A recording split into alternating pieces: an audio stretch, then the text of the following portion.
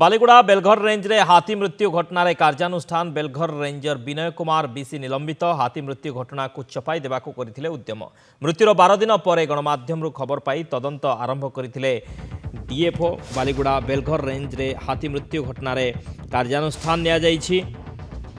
Belghar ranger Vinay Kumar BC निलंबित होइछन्ति। हाथी मृत्यु घटना रे हाथी मृत्यु घटना को चपाई देबाकू उद्यम करथिले।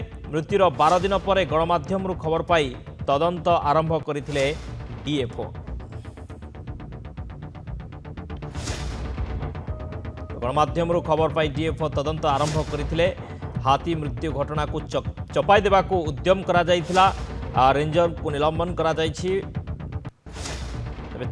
मृत्युर 12 दिन पर तदंत आरंभ होइथिला। हाथी मृत्युर गणमाध्यम खबर पाइबा पर तदंत आरंभ करथिले डीएफओ एवं तदंत पर बालीगुड़ा बेलघर रेंज रे हाथी मृत्यु घटना रे कार्यानुष्ठान निया जाइछि।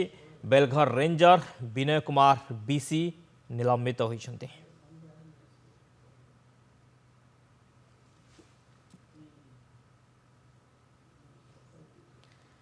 हाथी मृत्यु रेंजर निलंबित होइछन्ति।